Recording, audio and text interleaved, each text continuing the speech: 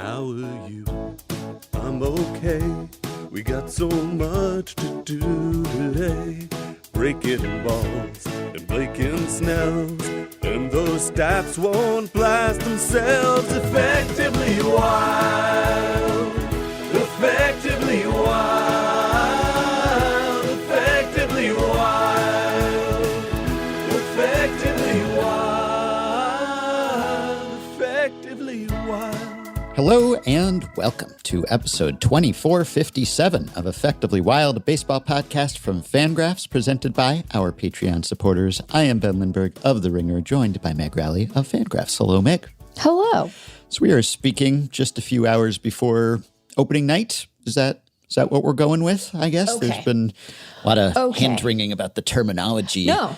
Semantics. There's been no hand-wringing. There's an obvious correct answer. Mm-hmm. And then there are people who are doing funny business.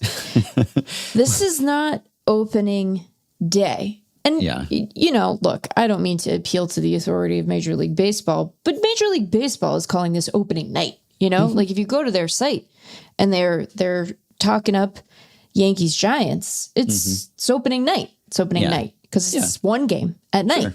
Mm-hmm. You know? You know? I'd be okay with calling it that team's opening day if that team wanted to say this is our opening day. Sure. But in a league-wide sense, no.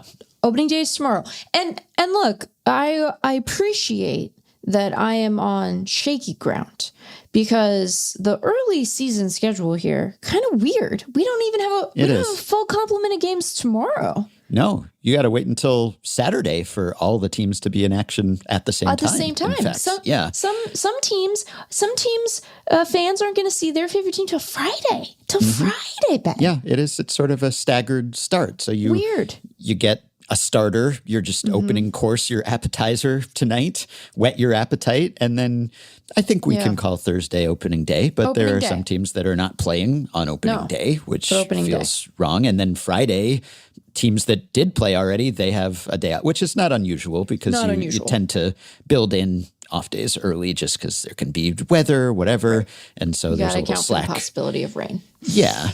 But it is a strange sort of ramp up, and it's not uncommon. I guess most seasons probably don't have all 30 teams playing on the same day, and it's their first game, and obviously some seasons. But it was nice. It is nice, and I do like the end of the season when all of the teams are in action at the same time and all the games start at the same time because we're just desperately trying to recreate the end of the 2011 season, which is it's tough to do. It takes more than just scheduling the games at the same time. Also takes really exciting races, but I do like that it's all going on there. But I don't hate this, honestly. I think the opening night is fine. I think it's okay. I think it's actually kind of cool because look, not everyone has Netflix, but it's the most popular streaming service and a whole lot of people have it.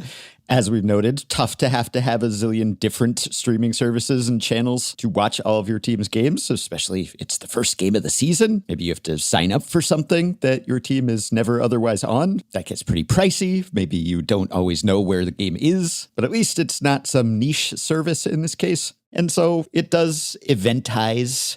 Sorry, apologies for even turning that into, but people do. So it is just a way to say, hey, baseball is beginning. If you want to watch Major League Baseball, here's the one time to do that. Because the nice thing about an opening day where everyone is in action is that everyone is in action. Right. The only drawback, though, is that our attention is diluted because we're all watching our own games. So if you wanted to have sort of a national event, just, hey, here's the official start of Major League Baseball. Let's all get excited. And it's kind of a night before Christmas feeling if you celebrate Christmas. Just, you know, it's good. Like families, some have their traditions. They open gifts on Christmas Eve, whatever it is. But then you have Christmas still in store. You have Christmas morning to look forward to. There's anticipation. So it's just a taste. And then you know that the 3-course meal is coming the next day. Now, are the Giants and the Yankees the most exciting leadoff teams that one could come up with for Major League Baseball in 2026? Well, we're conducting our team fun draft today, so we will decide. But spoiler, I doubt it. I don't think they will go 1 and 2. But maybe that's okay because being the first that adds a lot of luster to that matchup. You're not going to be super excited to see the Giants or maybe the Yankees play later in the season, but on opening night, if they are the first, if they are officially breaking the seal and ending the offseason and marking the start of the on-season, well, suddenly it's super exciting to watch the San Francisco Giants. And how many days will we be able to say that? Wait a minute. I'm sorry. Yeah. Like, I mean, why not? Because what do you mean, why not? What do you mean, why not, because Ben? Simply season would suffice? Is that what you're suggesting? Right. And if you must modify it because there's ambiguity about whether you're referring to the championship season or the postseason, the playoffs, call it regular on season.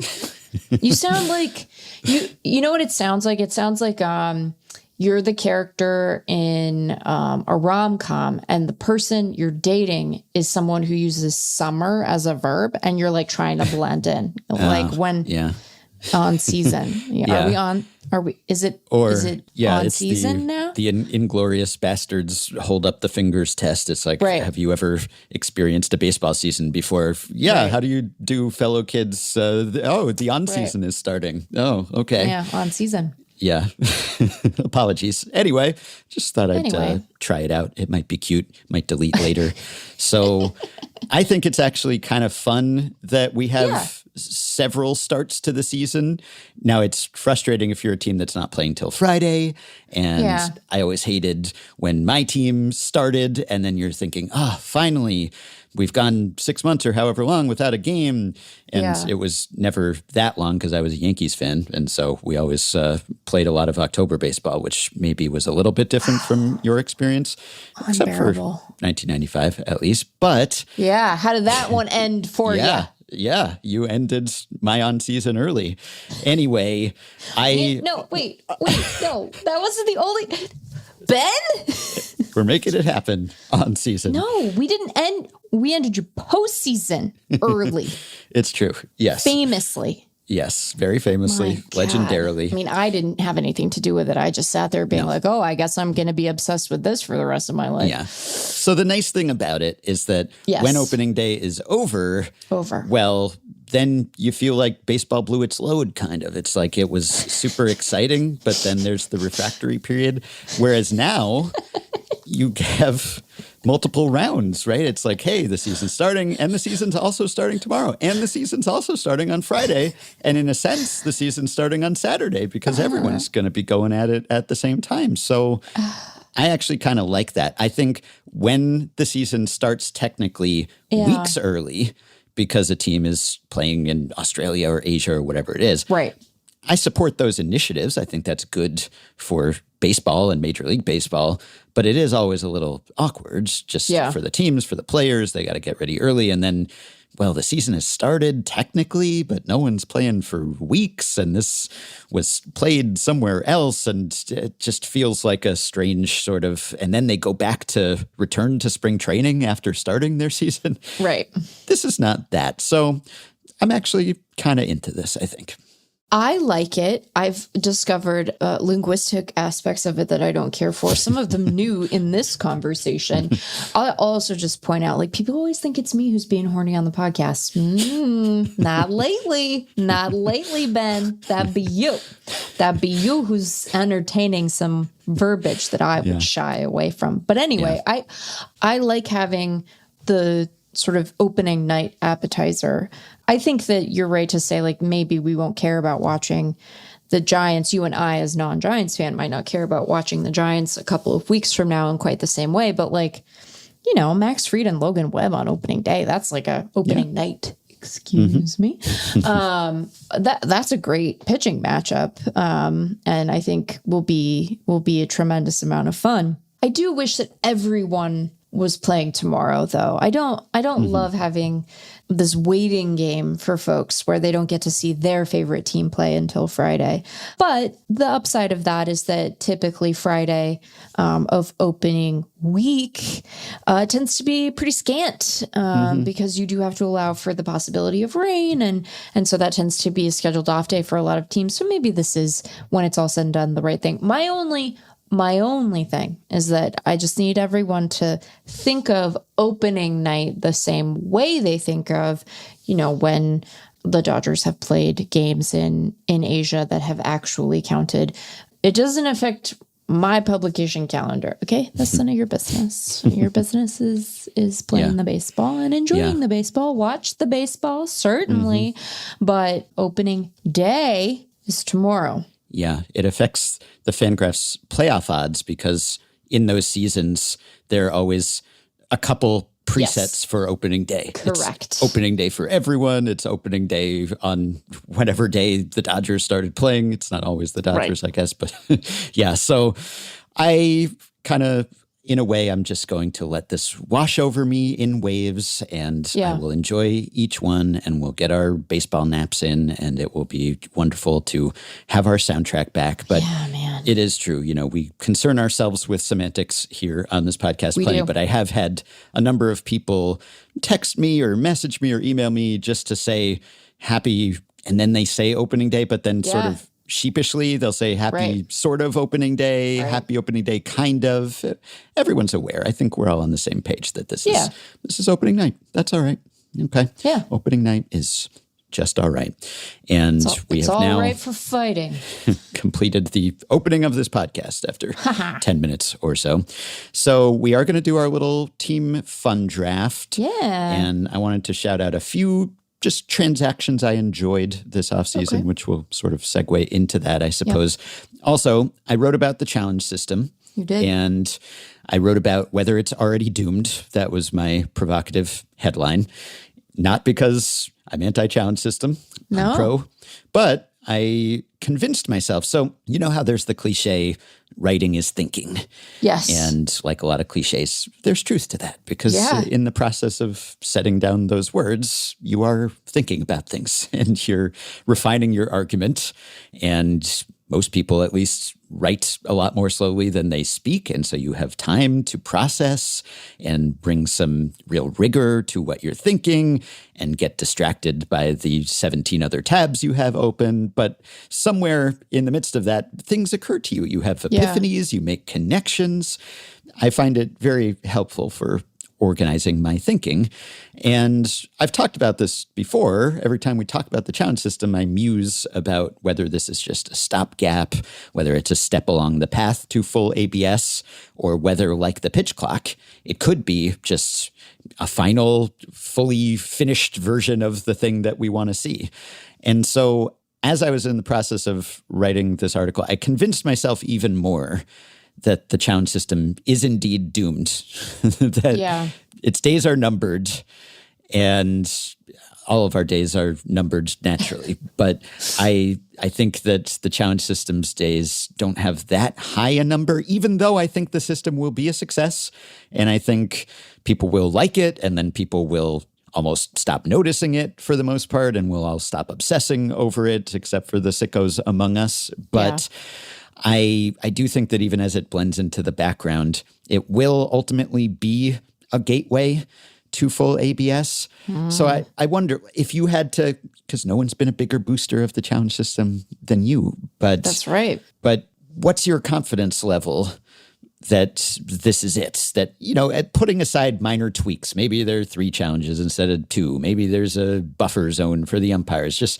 But those are all recognizably the challenge system. But I'm talking about moving from now you can challenge a call that was made by a human to skipping that step, going straight to computerized calls of all pitches.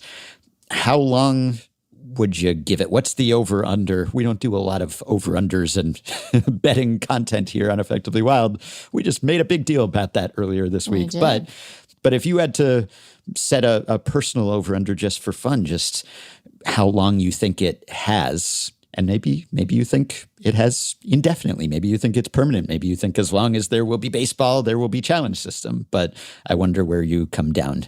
Well, what do we mean by how long a time frame do I really have to express confidence over here? Because it, through the water wars or sooner than that? Maybe we'll stipulate that society, civilization endure, that we have That's a big assumption we might be making. But if we take that as a given that Major League Baseball will continue to be played, and not just in a interstellar sort of sense, but in more or less its current incarnation, how long will the challenge system be a part of that? I think that it will persist for, I would give 75% confidence that it will persist in its current form for at least 5 seasons. Mm-hmm. Okay. I was going to set my over-under at 5 seasons. Yeah. It's sort of a cop-out, but part of it is, and, they can make rule changes whenever they want to. They don't, not every kind of rule change, but like most rule changes, you can do that when you want. If you're the league, it doesn't have to necessarily be collectively bargained, right?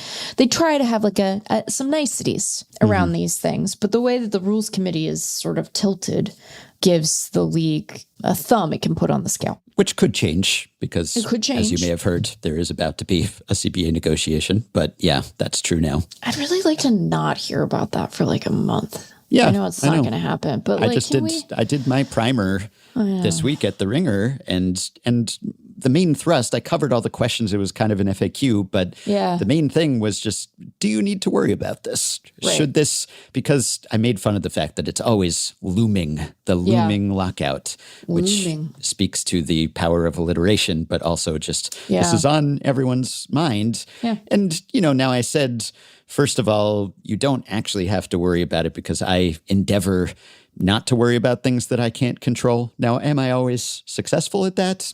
No one is. Better at it than I am. Maybe, but better at it than I am. The serenity prayer, right?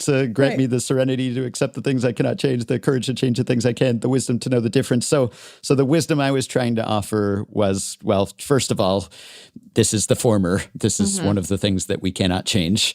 And so we are not served by stressing about it unless we are in the bargaining unit, one of the lead negotiators. But also, I did pump the brakes a bit on the doomerism that's out there because I really do seem to sense that people are just convinced that 2027 is done. And I don't want to be overly optimistic about this, but the baseline expectation, I think, should be that there will be a baseball season because past performance, no guarantee of future results, but there has never been a full Major League Baseball season canceled to this point, and there have been a lot of them. So I think that is the baseline.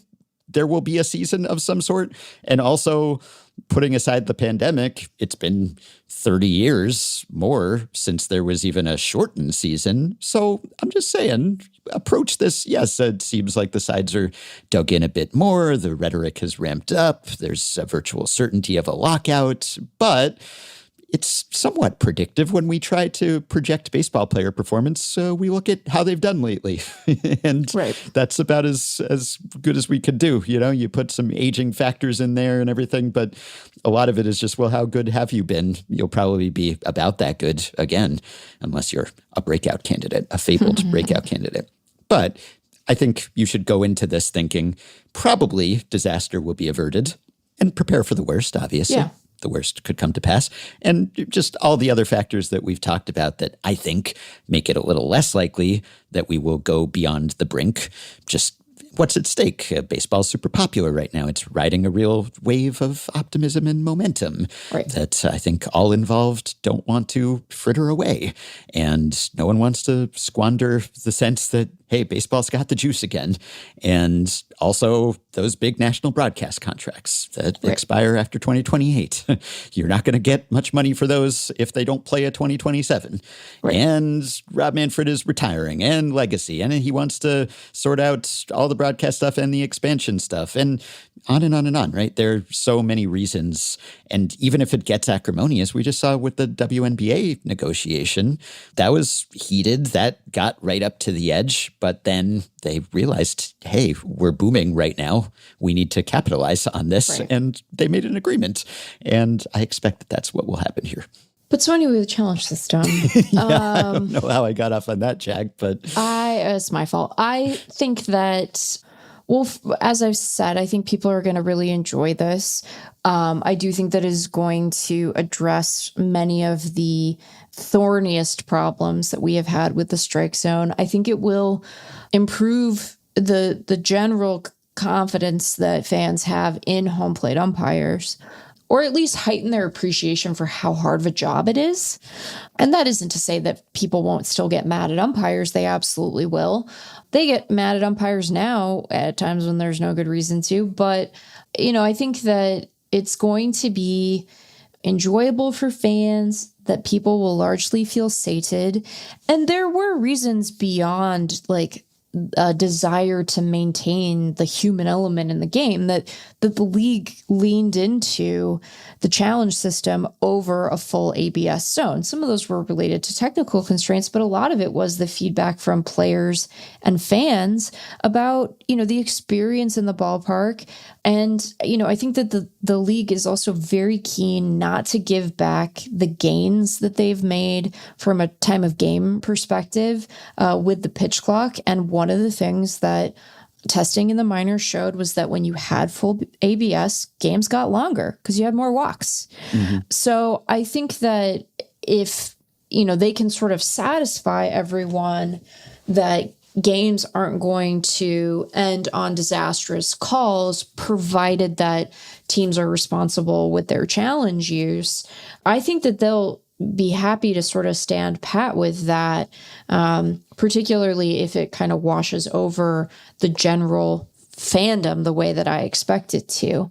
So I think that there will be less that there will be resistance mounted against a move to full ABS and more that it just won't necessarily have a champion. Mm-hmm. Whereas I think it was obvious that you needed a mechanism by which to address the phenomena of bad and obviously bad, not close, but obviously bad calls ending games. That was an important thing to get right, particularly as the league was talking up the way that other technological innovations were improving the game, right? Where it was why is there this gap? Why is there this weird void that it seems like technology should be able to help us address? And the very fact that they've been open and receptive to the feedback of fans and players and managers and what have you at the minor league level as this is being tested gives me optimism that they're not chomping at the bit. Are you a chomping or champing person? Hey, this is the podcast, okay? The off season is over, but that doesn't mean that we aren't still ourselves, okay? Yeah, I need everyone to understand what we're up to, which is sometimes reminding people why we do better in small groups. I think champing is technically not correct exactly, but it sounds wrong. It was the earlier one, and then it's morphed into chomping because we're all familiar with chomping, and so it sounds like you would chomp at a bit, not champ at it. So mostly I avoid it entirely. Oh, okay, that's fair. You're I don't like either of these options. They're disgusting. Yeah, I don't feel strongly about it though, because this isn't one where I'm hold the line. Yeah. I feel language evolves. I'm okay with this particular evolution. I think it just makes it make more sense to people. So that's what I think about that. We should get to the team fun draft so that we can draft some fun and hopefully, do it before the game starts. You can go read my thoughts in full if you care, because thinking is writing, writing is thinking. So I was doing that. And the reason why I'm setting it at 5 years is because I think it will be successful. It will largely go smoothly, and it will be, if anything, a victim of its own success, that it will just be well received, and it will really usher in its own replacement, because people will say, gosh, I like correcting a few calls a game. What if we got them all correct? And that people will be persuaded by it, and that most people won't really care about the tactical considerations. And also that's all new and novel and fascinating to us now. But then teams and players, they'll settle into patterns, and they'll understand when to challenge and when not to challenge, and we'll figure out who's good at it and who's not. And it just won't be quite as compelling. It'll just blend into the background a bit. Maybe. And I think it's instructive to look at the timeline in tennis, because it's such a perfect comp. It's Hawkeye. It's the same company. It's the same cameras and computers and technology. So the timeline there was they started using Hawkeye in tennis, in ATP events, in top events, WTA, in 2006. And everyone liked it for the most part, and it was pretty widely embraced. 2017, though, Hawkeye Live comes along. So the original incarnation in tennis was kind of a comp to this baseball system, that you had line judges, but players got a certain number of challenges, and then there was a little graphic on the screen, and you got to see if it was in or out and whether the line judges were overruled. And that worked fine, but then they perfected the technology. They had Hawkeye Live rebranded to, I guess, electronic line calling live, ELC. So that came in 2017, so about a decade. And then it took another 6 years or so until ATP announced this is just what we're going to be using for everything. And then Wimbledon embraced it last year. And now the French Open is the only holdout because they're like, our French line judges are superior to your American computers. I kind of love that. I kind of love that the French are like, no, we don't feel like it. Why not? Mostly because we're French. You know, if we had to like isolate it to a particular characteristic, it would be the Frenchness. So the timeline there was 20 years, basically bang on from the first introduction of a challenge system to now, where it's almost entirely just automated and you don't even have line judges anymore. Right. And then it was about, 10 years to the introduction of that system, and then almost another 10 years till it was kind of pervasive and everywhere.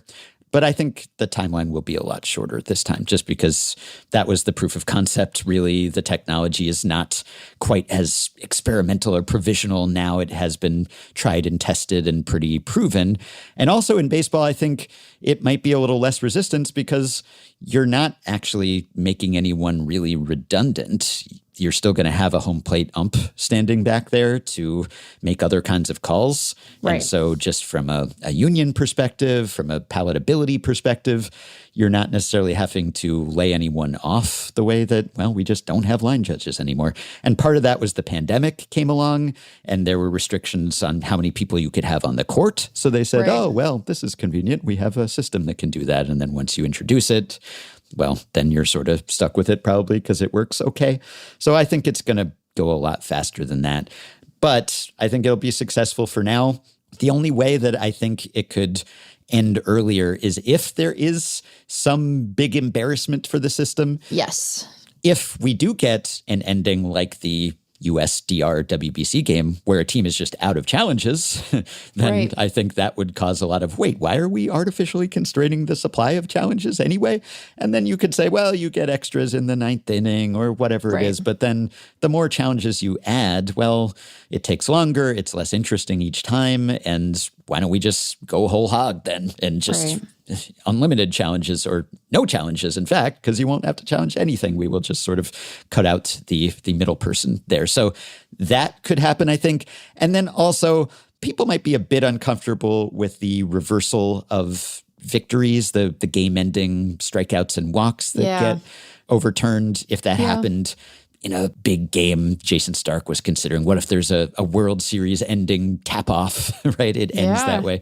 And we have that scenario with replay review now, and it's not that big a deal. But that would just be another thing where I think people would say, why are we just imposing this little mini game on this game? Right.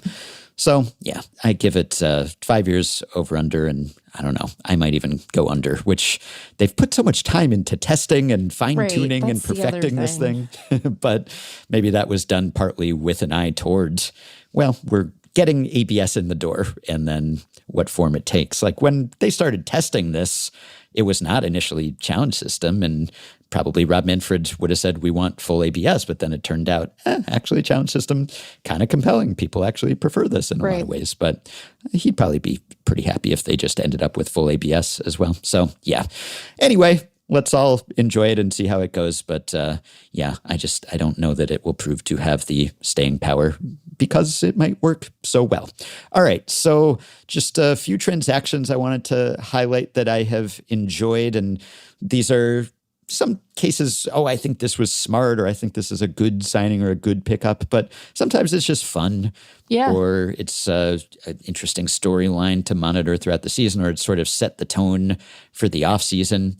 For example, the Brandon Nimmo for Marcus Semien trade. Oh. I think that was a good opener for the hot stove season, because it summed up the Mets offseason. It was a little preview of what the Mets offseason was going to look like. That's so interesting. Players coming, players going. Yeah. Are they better than they were? Tons of turnover. How does their roster even fit together at this point? What are they aiming for? Because at the time I was pretty perplexed by it. Okay, what's the goal here? How does this fit into the larger strategy? And then it turned out, well, maybe there wasn't one, or they're just kind of feeling it out as they go. But they were sure going to be busy, and they were sure going to get rid of some long tenured guys and bring in some other noteworthy guys. So I thought that was just emblematic. I don't know that it was just a steal for one side or the other. I just thought it was representative, really, of the Mets offseason, and was one that was kind of fun to puzzle over at the time, because in isolation, it was hard to figure out how it fit. Yeah. Should I pick one? Yeah, sure. If you got one, go ahead. Maybe it's like this is like a cluster of transactions, which is perhaps unfair, but you can pick any of the sub transactions that you see fit. How about that? Okay. I liked the shape of the Blue Jays offseason very much. Mm-hmm. Not only for the on roster improvements that it brought to the team, but I just think that when you have a club that was so close to winning the World Series, and to see them say, well, no, we're gonna get better. We're gonna go out there. We're gonna sign some guys. We're gonna spend big money where we think we need to. We're not gonna be afraid to commit to this group. I think that's like an admirable approach, and I think a good challenge to not only their immediate World Series opponents, the Dodgers, who I will also talk about in a second. But, a recognition that like you're going to have to work very hard to get back to that exact same spot you were in last year, because you play in just a nightmare of a division. Yeah, and they had a lot of players who surprised or overperformed, exceeded expectations at least. And so, it was, we're not resting on our laurels. No it was sort laurel of resting. Yeah, statement signing. We're going to go get Dylan Cease. Yeah. Right. We're going to go get Okamoto. We're going to, make some other trades that, it's just like it's good. Mm-hmm. I liked the direction that they took. And I think that when you have the opportunity, they got one of the Rogers. Mm-hmm. I know which one. I'm testing you. Do you know? Quiz you. Yeah. I know. It starts with a T. Yeah. Right. Yeah. Mm-hmm. I know they're different. But not Trevor. Not Trevor. Well, isn't it? It's spelled, Rogers is spelled differently for him though, right? Does one of them have a D? It doesn't matter. I mean, it does, but... Yeah, I have thought that Trevor Rogers has a D, but no, not in his name at least. They're all... What are you doing? What are you up to over there? I don't know how I... Oh, you know why I thought Trevor Rogers had a D in his name? I think it's... Because of Aaron Rodgers. Maybe, but remember when we talked about the Orioles fan who got the tattoo of Trevor Rogers' name on his butt? And I'm pretty sure... He had it misspelled, didn't he? That might be right. That's ringing a bell. I think so. That's ringing an embarrassing bell. Yeah. Not in the actual tattoo, I guess, but in the tweet that prompted the tattoo, which made me worried that the tattoo would also feature the typo. But it was Tyler. They signed Tyler Rogers. Yeah. Tyler. Yep. Tyler. Not Taylor. Tyler. I'll stick inside the AL East, and I will say Contreras and Gray, the two pickups that the Red Sox made of veteran Cardinals, where they just called up Chaim Bloom and said, do us a solid here, and we'll give you some pitching prospects, and you're rebuilding, and we sure could use not top of the rotation, but toward the top of the rotation starter, and we sure could use just anyone who plays first base. That's something we didn't really have. Apologies to Tristan Casas. So I really like those signings, and I sense that Red Sox fans were not as impressed with those acquisitions as I was. I thought those were just nifty little trades. And obviously it helped that they did not stop there, and they got Suarez and they did other stuff too. But the fact that they picked up Contreras and Gray, I thought maybe these aren't the most sexy signings, and maybe those guys have just been lost in St. Louis and no one was paying attention to the Cardinals last year, and maybe people aren't looking at the peripherals for Gray. But I thought, wow, those are big additions. They've really bolstered weak spots and great needs. And it's not that they didn't give up anything, but I think for a team in their position, I thought that was smart. And obviously the Cardinals needed to move on and turn the page too, and they did so dramatically. But yeah, I just thought that was, I wonder whether they talked about doing it as a package deal.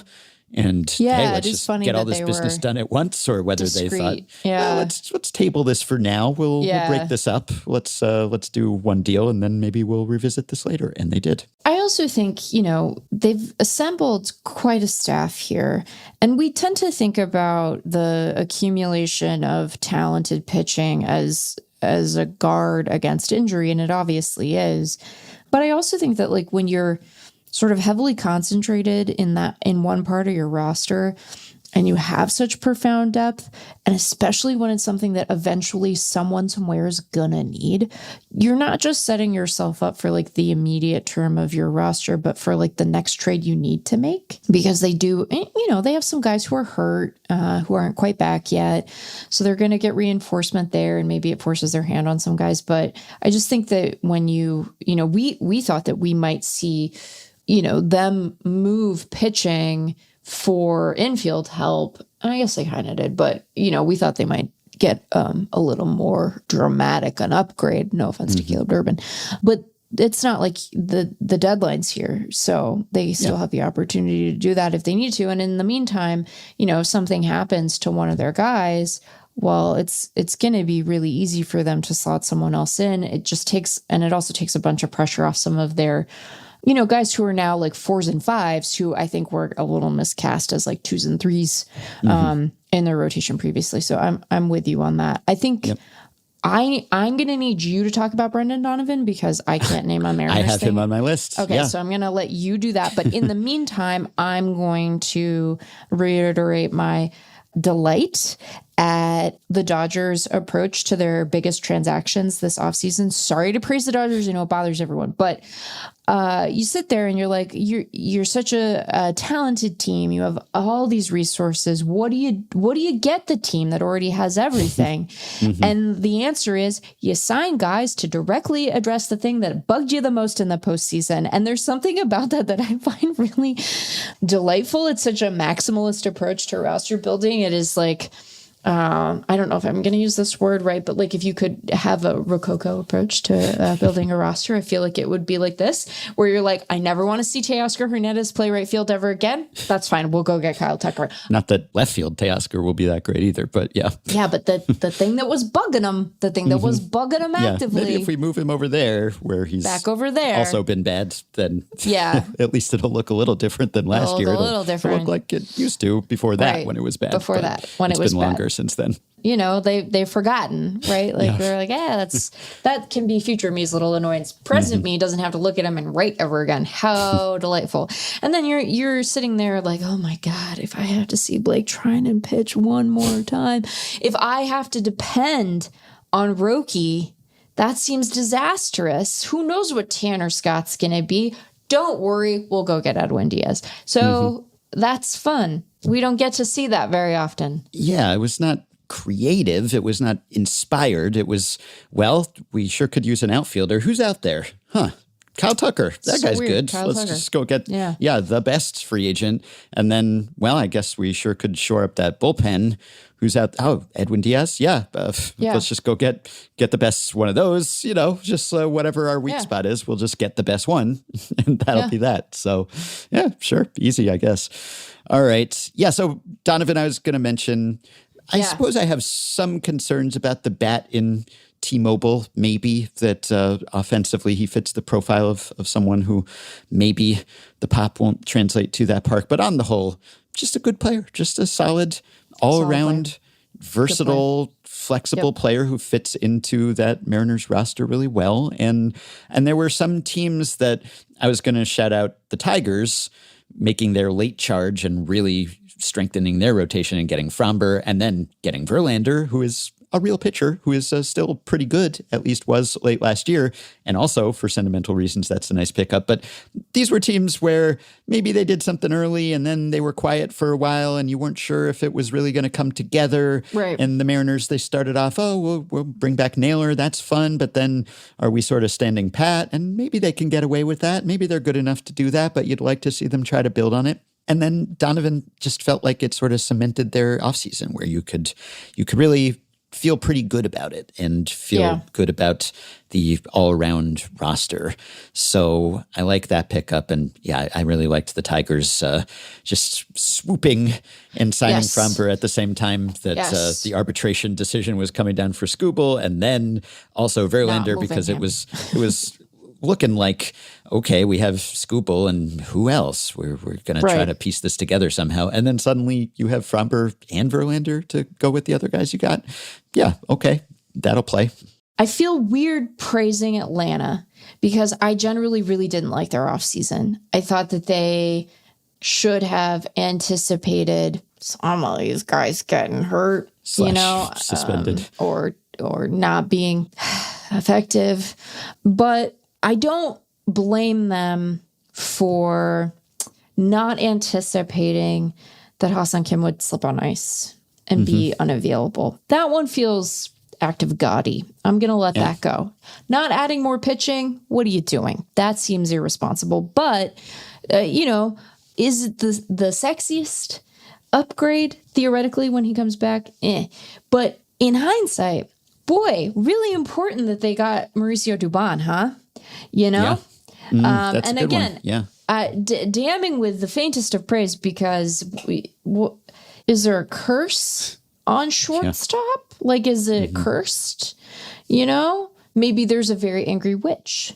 Maybe the ghost that was occupying their mascot has broken loose and is generally terrorizing the area around shortstop, because I don't know how else we explain their mascot other than it being some sort of supernatural abnormality. But I think good for them having Mauricio Dubon on their roster, because that seems like it's going to end up being really important. He was supposed to be the backup, supposed to be the redundancy, supposed Swiss to be Army the knife. Safety net. Yeah, and then Pressed turned into the first string service. option, at least for now. But that's part of the reason why it's good to have someone like him, because he can be a backup at a bunch of positions if something or everything goes wrong. Right. Yeah. I will also shout out some of the highest profile NPB players who came over this offseason, just ending up in somewhat different locations. Just not, they didn't go to the Dodgers for once. Yeah. I like not that. even necessarily West Coast teams. You mentioned Okamoto with Toronto, but then Murakami going to the White Sox. And I like that pickup for them. Maybe I'm more hopeful about him than the consensus, but even if the consensus is right and he can't hit, still the right thing for them to do. Yeah, totally worth trying and seeing given those terms. And then Tatsuya Imai going to Houston, just teams that in some cases had not signed players like that, had not signed NPB superstars. I like that there's a wider range of destinations, at least, where those guys could conceivably go. And, it's probably good for Major League Baseball and interest in Japan, because obviously, the Dodgers are now Japan's national team, but it's probably good to have other players who start in NPB playing all over the league, given the level of interest in Major League Baseball among Japanese fans, just so that they can watch other teams too, and that they have players whose careers they're interested in following who are widely distributed instead of concentrated. I think that's probably good on the whole.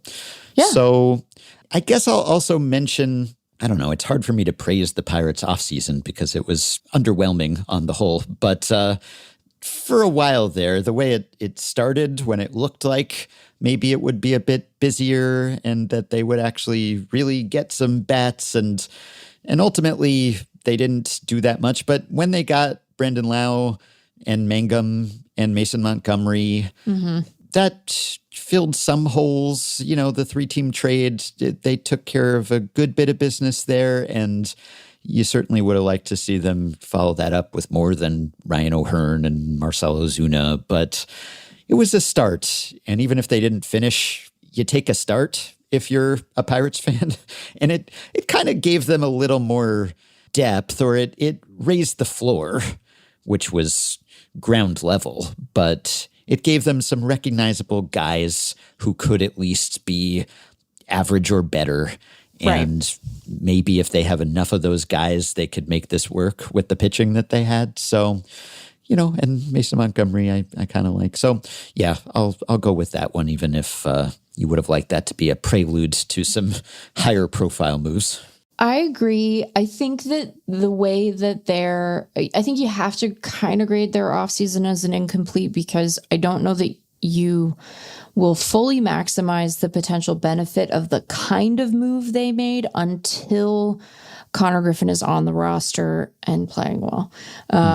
Because the moves that they made, I think, do appreciably raise their floor.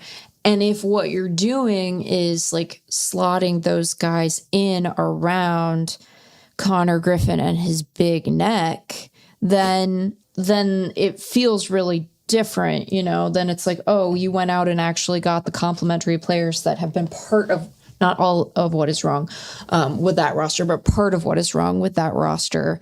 And I don't say that, like we talked about last time, like I think that sending Griffin down was fine. I don't view that move as them being, shady or doing service time manipulation or whatever. Like the guy hit 171 in spring. So, but it's just hard to see that sort of tableau in its intended form, I think, until he's up. Having said that, I really didn't like the Marcelo Zuna sign, just because it's like you're concentrating so much of your payroll in a guy who, and this isn't even about the human, but you're just concentrating such a big chunk of your payroll in a guy who maybe it'll be fine, but maybe he's cooked, we just don't know. But another one I will highlight, and then we should draft some fun. We should draft some fun, but one more to highlight, and it's a smaller move.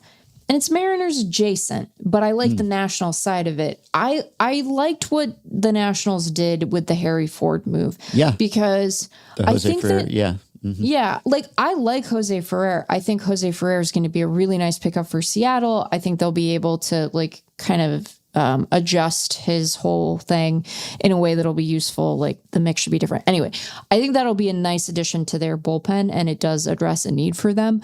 But Jose Ferrer, even the good, the best possible version of Jose Ferrer, pretty useless to a team like the Nationals, because the Nationals are going to be bad for reasons that have nothing to do with Jose Ferrer, that have nothing to do with the presence or absence of a good leverage reliever.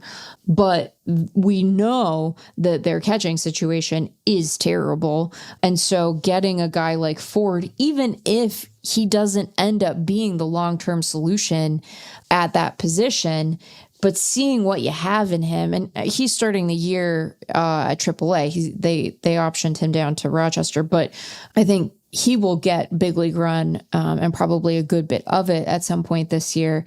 And this is sort of a variation on the White Sox Murakami theme, where it's give yourself the opportunity to capture positive variance and use roster spots to go through guys who might be interesting and see what you have in them. And I think that we're going to see Ford probably up at some point, and then they can figure it out. And the answer might be, Harry Ford's not the answer. The reasons that people were nervous about him were justified. The athleticism doesn't actually translate into actual skill. That may end up being the conclusion, but to get a chance to figure that out for a guy who you were going to trade at the deadline in all likelihood anyway, and now you could trade him at the peak of his value. I like that. I think that was a good move. Smart. Yeah. Well, all right. We can segue to the Team Fun draft with this, my favorite move of the offseason, late breaking. This is hot off the presses. It may not even be on the presses yet. What? Maybe this is a scoop, though it won't be by the time this podcast is published. The Twins have signed John Brebbia. Oh. You were worried. You're do I need to assign someone to... I was oh my God, I got to go do work again. No. Look, I'm not suggesting this is not worthy of a write-up, but do you feel better? I believe I do feel better. Are you at peace now? That's nice. Yeah, I think it That's bodes well. That's a good fit for him, you know? You might have said the Rockies are about as good a fit for anyone, possibly, who is a pitcher. But yes, also the Twins, since they traded much of their bullpen last year. Yeah, like, here's the thing. I don't have the same attachment to John Brebbia that you do. Who does, other than his, like, actual family? But I am delighted by John Brebbia. I think that John Brebbia seems like a lovely guy, and he has at times been a very good pitcher. And I would like for him to be able to extend his big league career if he so chooses. And I just feel like the odds of any pitcher doing that are better when you don't have to play in that ballpark. So yeah, it's true. For that reason alone, absent any other kind of roster consideration for Minnesota, it just seems better. You know? Well, I'm going to have to adjust my draft board here. I'm bumping the Twins up several spots because they were not close to the top, I will say. Relax. Yeah. All right. So what we're doing here, this is not one of our more serious or consequential drafts. Not that any of them is all that serious or consequential, but it's our team fun draft. It's an annual-ish exercise that we typically do sometime around opening day just to set expectations, take our own temperatures, which teams are we most excited to see. And I enjoy this. I always think team fun. I always want to say fun team, but some of the teams aren't fun. That's kind of the point of the exercise. So it's the team fun draft where we assess the fun quotient of each team and how they rank. And why I like doing this is that it can be wildly divergent. Oh, yeah. In contrast to just a team ranking, a power ranking, you're not going to get that much disagreement these days typically.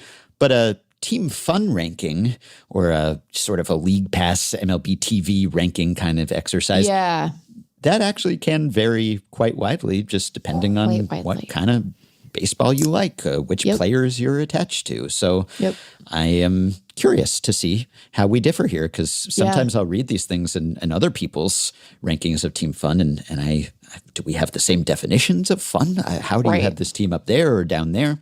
So you can go. I don't know how we determine me. Okay.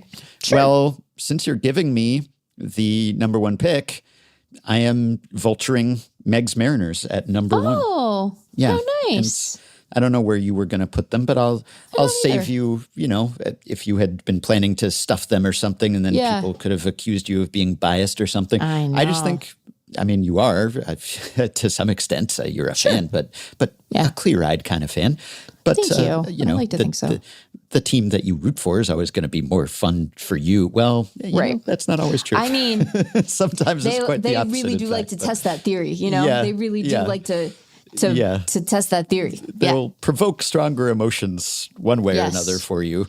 But I'm going to go M's number one because it kind of seems like M's are number one in the American League. And I know famous last words and tempting fate and everything, but just in terms of true talent and path to the postseason. Right. They don't have to tangle with the East. I think that is a big part of it. Yeah. And not that there aren't some decent teams in the West too, but it just seems like they are coming into the season as favorites in a way that they haven't been before. Yeah. And they're just a really strong team. Last year, we thought it was going to be all about the pitching, and then it wasn't. Some of the pitching didn't pan out, or there were injuries, and then it turned out that there were a bunch of boppers. And look, I don't think Cal's going to be bopping the way that he was last year, but I just, I hope he mellows and we can all go back to enjoying and having fun talking about and watching Cal Raleigh again. I expect that to be the case.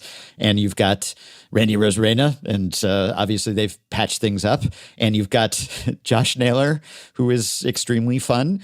And it's still a heck of a pitching staff. Yeah. And you just got some good relievers. It's just a good baseball team. It's just a good all-around baseball team. And there's the extra intrigue of they've never made the World Series, let alone won one. And so that's always going to make them a more interesting story, because when it looks like they're actually not the favorites for, you might say they are the favorites to win the AL pennant. That would be a reasonable thing to say. That's in fact what the FanGraphs playoff odds say. makes me so uncomfortable. Yeah, I'm sure it does. But the fact that's such an unfamiliar situation for them to be in, I think that makes them more interesting. And we saw how much fun they could be during that playoff run last year. Oh my God, I was so stressed. I was so stressed. I can't believe I didn't lose more hair. I love that for you. I'm going to take the Mets.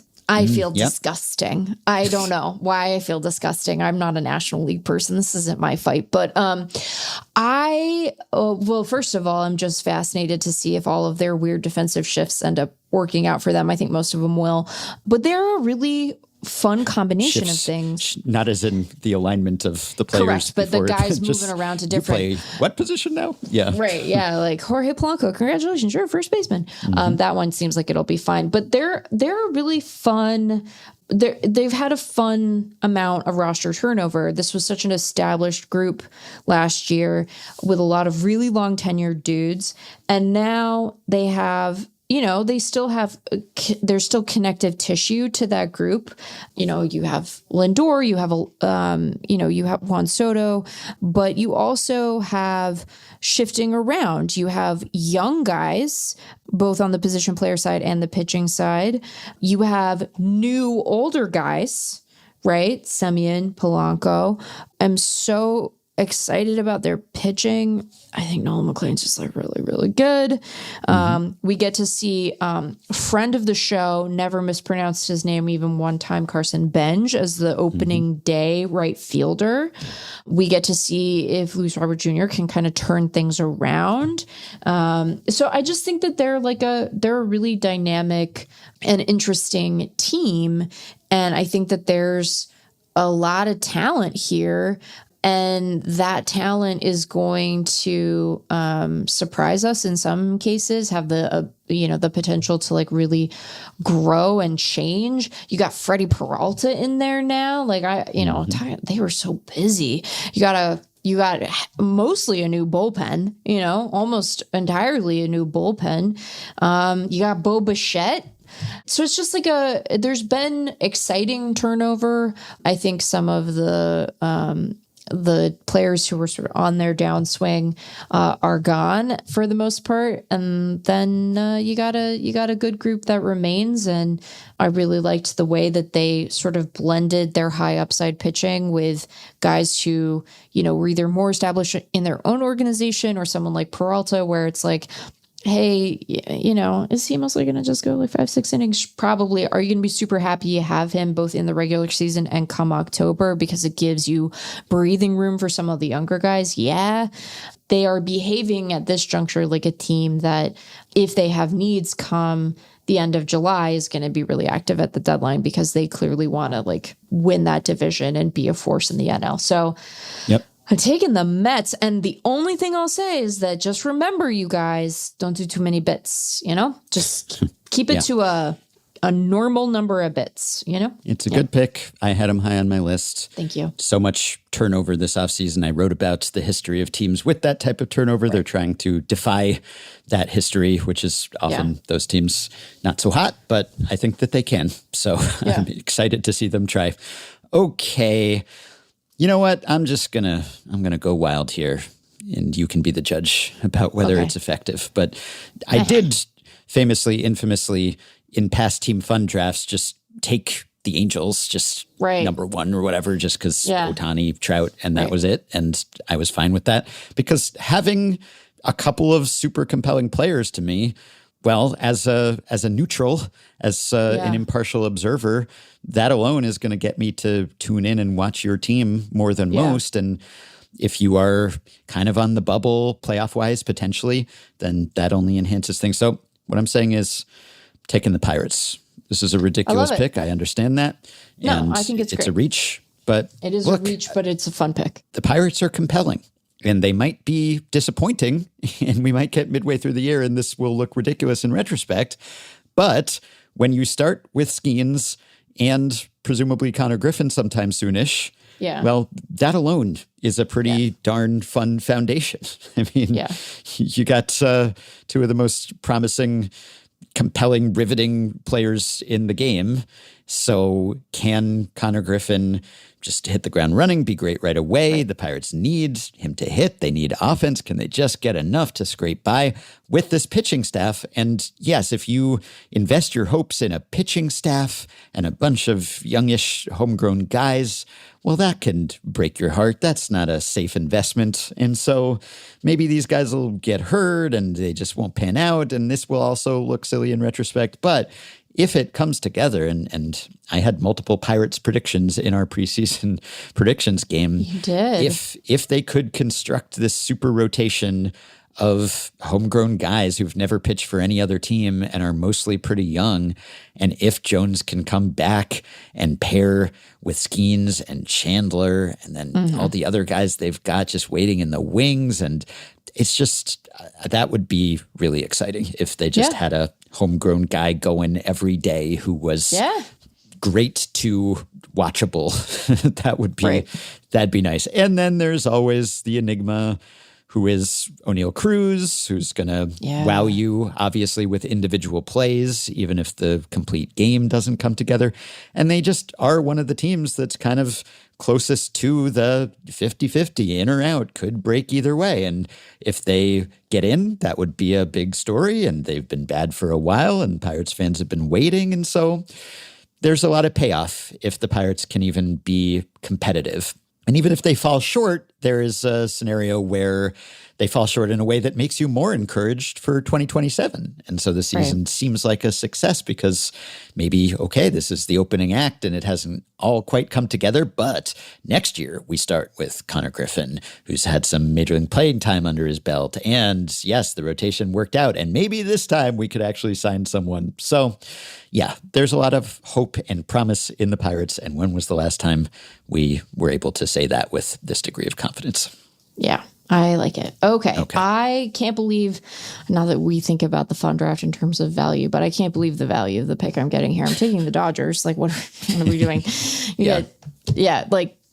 Do we need to talk about why the Ohtani? Yeah, I know. It's funny. It's like bets, I take the other Yamamoto, quote unquote LA team number one for Ohtani, and then it's like the Dodgers have every superstar. They still have Ohtani. I was certain you were going to take the Dodgers. I was certain there is some Dodgers fatigue that has set in, even as someone who appreciates the incredible collection of talent that they've put together. It's like, all right, enough guys, right? You know? The whole can they three-peat, that's going to be a sort of tiresome story. No, it's just they got a bunch of good baseball players. They just got a bunch of really good, fun guys. Yeah. They do have question marks, you know. They do have guys where you're like, what is a Roki Sasaki at this point? What is Roki? Who is Roki? Roki, who are you? You know, what do you do around here? What is your contribution? How will they deploy low leverage Ben? You know? I wonder if low leverage Ben knows that I call him low leverage Ben. I hope not. You know, it's just a fun, compelling group. And we know that if they see themselves as having any deficiencies come July, that they'll trade for new guys. And the thing of it is, they probably won't win the World Series, even though they're probably not. So it'll be fine. But I'm taking the Dodgers. Come on. Yep. Come on. Yeah. And you joined me on Hang Up and Listen this week. And you know that I talked a bit about Shohei Ohtani's chances of winning the Cy Young, which our preseason predictions game, I was weirdly predicting that he would win the Cy Young, but not win the MVP. But it's more likely that if he wins something if he wins the first one, he'll win the second one too. And yeah, just getting to see him hopefully go wire to wire without restrictions. He's looked really excellent in a couple of spring training starts post WBC. So that is an exciting prospect. Struck out 11 last night, right? Struck out 11? Filthy. Okay. I'm going to take the Red Sox. I sang the praises of some of their offseason moves, and I'm just into the young guys too. I mean, Roman Anthony. How could I not be excited about seeing how good Roman Anthony can be? And also just what they have in Meyer and Campbell even, and just how does this sort of oddly aligned roster shake out? And do they find sort of somewhere for everyone to play? But it's just, okay, can we just see Cedon play center and just marvel at that? And that'll be fun. And then the pitching staff, which has not really been a strength of the Red Sox in recent years, well, suddenly it is, because in fact, they are the number one projected rotation according to the FanGraphs depth charts. So, I mean, Crochet, Gray, Suarez, Bayo, Oviedo, and a ton of depth behind them. Yeah. So, yeah, this is a pretty exciting team, and it's going to be a tough path to the playoffs, of course. But I'm pretty invested. I'm taking the Detroit Tigers. Yep. I'm fascinated to see, like, can Skubal really do this again? What does platform year Skubal manage to look like? But I also am just excited for what that rotation could be in toto with Valdez and like Flaherty in a role that fits better for him, and Mize in a role that fits better for him, and what does Justin Verlander have? And then, you know, we have all of these interesting guys in the lineup for them who most of them were phenomenal in the first half last year, as we discussed in our Tigers preview. Almost all of them fell off, and dramatically in the second half. But you get the intrigue of watching Kevin McGonigal from day one, and that's going to be super exciting. Can Kerry Carpenter figure out how to hit lefties? Can Spencer Torkelson take another step forward? Will Dylan Dingler be that good again as a guy who like kind of didn't fall off? What is the fate of Javier Baez? You know, can Parker Meadows stay healthy and like really put it together? So I think that they have some really interesting guys on the big league roster. They have some interesting prospects, and I think that unlike the sort of top of the Central in a lot of years, like they really did invest in that roster. And it felt like the way they were putting the team together was about how it can play in October more than how it can dominate in the regular season. And so seeing some ambition, I think, is also really exciting. So Tigers. Yes. Yep, it's a good one. I had them high too. Just seeing how the Skubal saga plays out will be fascinating. And let's see. I meant to shout out also Red Sox, just that outfield defense. I mentioned Cedon, but just Durand and Abreu. Yeah, it's we talk about outfields being too good defensively now, maybe. There might not be a batted ball that drops in that outfield unless it's off the monster. Okay, I will take the Blue Jays. The Blue Jays are very fun, and they were fun last year, and then they had a pretty fun offseason, and even though they came up short on Kyle Tucker, they made some moves. We talked about some of them at the top of this pod, and Vladdy is fun, and I want to see whether the guys who were so good last year and made such gains offensively, whether they can sustain that, and whether, they just actually really made some major swing changes and were able to just keep their contact steady and hit for more power. And finally, they broke through as a team, and they just seem to really like each other. They just seem to really like each other's company. And I like a lot of those guys, just like watching them. So, and they came so agonizingly close also that, you want to see them sort of pick themselves up, and they did in the offseason, and they said, we're not standing pat, but to see them get right back there and make another real run at it, that would be great. I guess I will take the Cubs. Okay, said with conviction. All right, I'm taking the Chicago Cubs. All right, you do that. Now I feel bad. Now I feel like I've made a mistake. Now I feel like I've erred, which seems silly because we think the Cubs will be good. Let's talk about why. Okay, so like the PCA, finally we have terms on that extension. It was fine. We don't need to be worked up about that one. PCA, brilliant defense. Amazing. Love him in center field. Fascinated to find out how much contact he makes this year. I think Bregman's a really great addition for that team. I really like that they didn't trade Nico Horner, because I think that when they brought Bregman in, they could have traded him and they could have just stuck Matt Shaw somewhere else on the infield and said good enough, but their best alignment includes Horner, even though he's heading into his platform year here. So like, I really liked that. I'm fascinated to see what they get out of Ballesteros for a full season. I can't believe that we have to watch Michael Conforto play more baseball, but that's officially no longer Craig's problem. So what are you going to do? I really want to see how Imanaga handles this year. Like, is he able to bounce back? Is Edward Cabrera really like the high upside play that they think he's going to be? How many innings do they get out of Matthew Boyd? What does year 2 of Cade Horton look like? Jameson Tynan, I don't think is very good, but that doesn't matter. Like, I mean, it might, but They have a Hobie, Ben. They got a Hobie. They have a Hobie. What am I going to do? What am I going to do? Not take the team with a Hobie? I love a Hobie. We love a Hobie. We both do. So I'm taking the Cubs, and all I can hope is that their mascot finds some pants.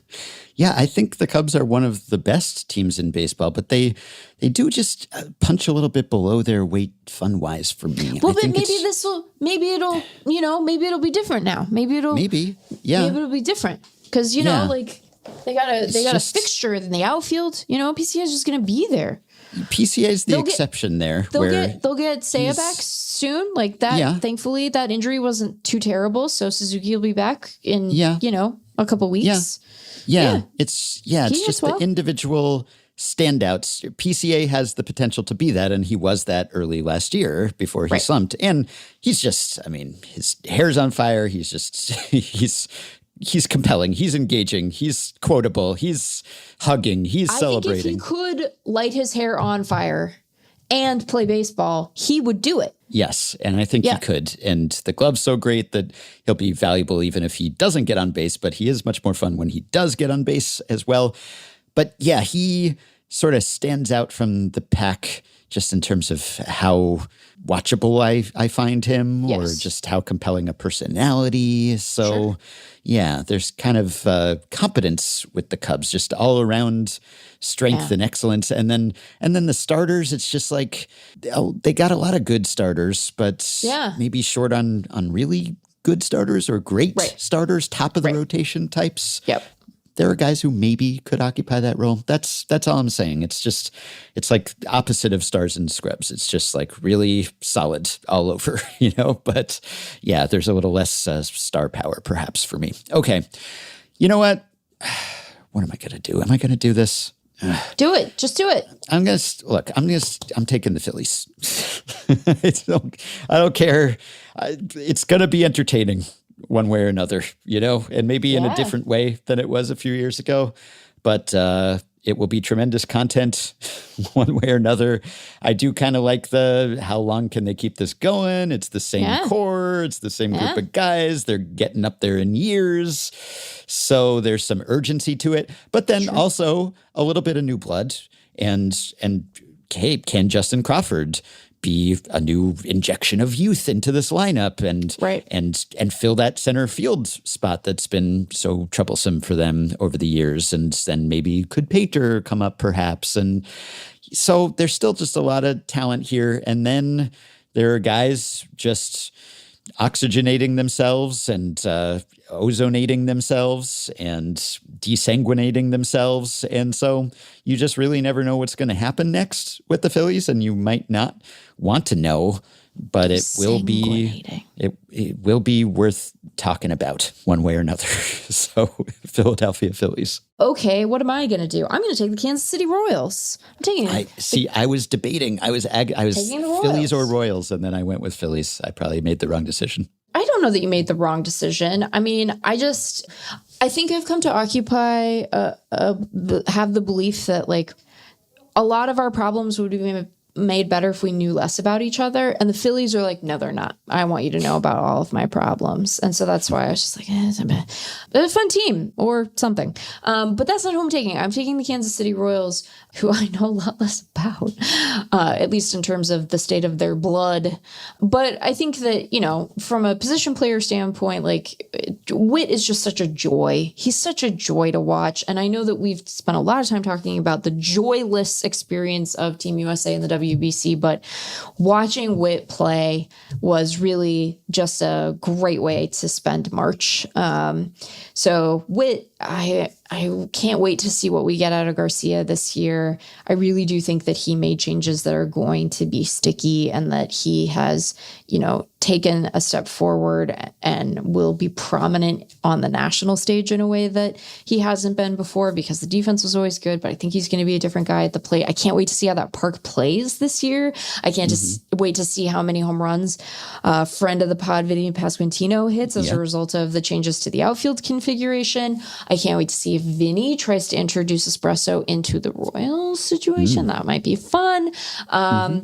What do we get out of Cags? Who could say? I don't know. How long did they let Salvi keep catching? I don't oh, probably put Carter Jensen in there. And then, like, I hope that we get a good version and a healthy version of Cole Reagans this year, because when he's right, it's so fun, and we've been deprived of that lately.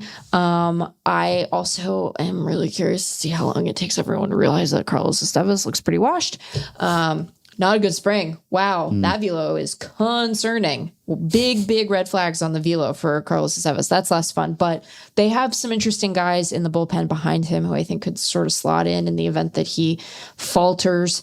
So the Royals, you know? It's a good pick. One I almost made and immediately regretted not making. I think Jack's going to be pretty good, I think. But he's certainly going to hit some baseballs a long way. You know, I gave you grief for being the one to sort of introduce a Hornt vibe to this episode. I will just remind everyone that when he was in college, Mike Rooney would call him the jackwagon, and that was funny at the time, and is especially funny if it happens while he's on the Royals. And so we need to reestablish this lore. And the easiest way to do that is for Jack Caglione to make enough contact to hit a bunch of home runs. Yes. And send them a long way. And we go on the jackwagon, and then we all are like, the time we're having. Okay. Well, I did not intend to collect all the AL East teams, but I'm going to take the Orioles. I'm taking the Orioles. There weren't really individual moves that they made that I loved in isolation, but It's because they need more pitching. Yes, but I do think that they took that to heart. Could they have done more? Yes. Should they have done more? Probably. But I think they did a lot. They did as much as just about any other team other than the Mets, maybe. And I think in terms of just talent they brought on, they improved maybe more than any other team, as much as any other team. And that was overdue and belated and much needed. But I think they did enough that they should be very much in contention, and they still have a chance to sort of salvage this rebuild and this core and return to the playoffs and win some games there and a series even. And I have no idea what to make of a lot of their players at this point, but it can't be as bad as it was last year.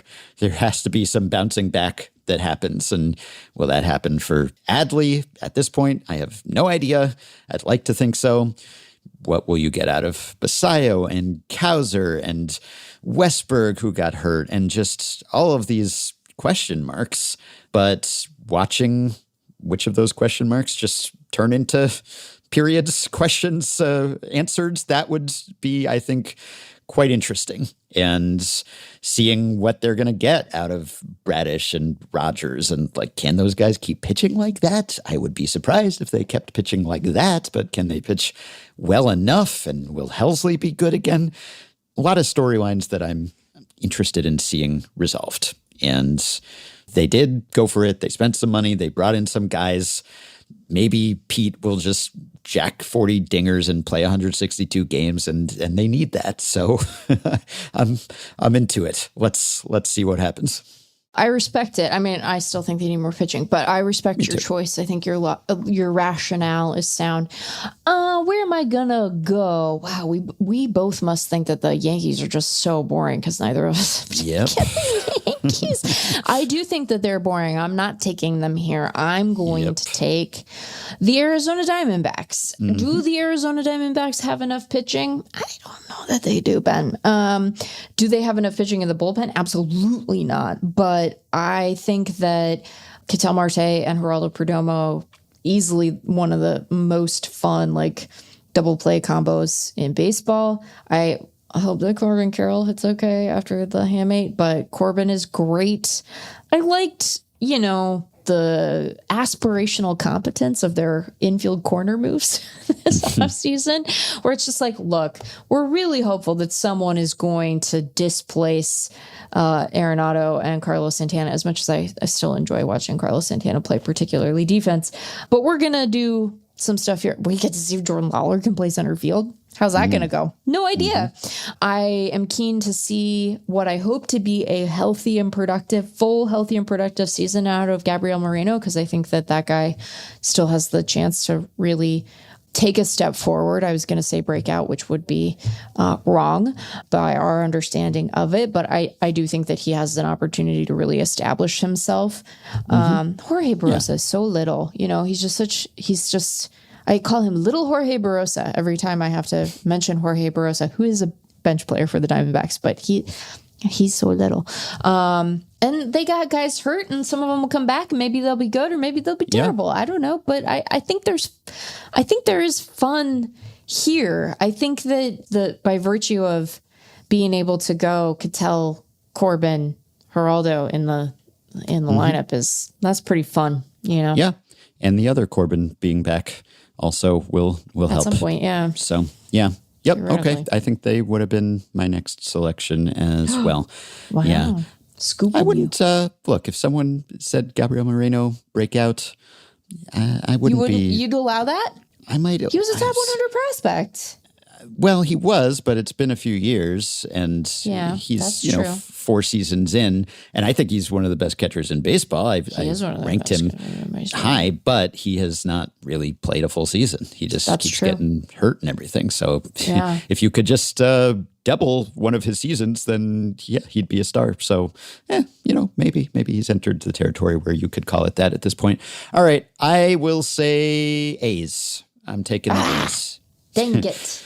Yeah. Now, the thing with the A's is that only half of their games are going to be watchable. So if you just sort of watch the half when they're hitting and then tune out for the rest, depending on their opponent, then you would leave with the impression that they were one of the best and most watchable teams in baseball. But look, I'll take half a team or half a game of really riveting talent over all-around roster that might be better, but just doesn't have the highlights. So just looking at that A's lineup, it's just top to bottom. It's just such an exciting group.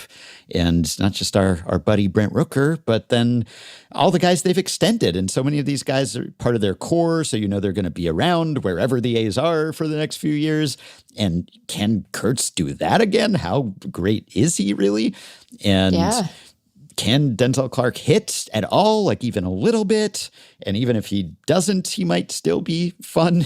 And then just even following what Leo DeVries is doing and how close is he getting? And then it's just their whole lineup, their whole roster.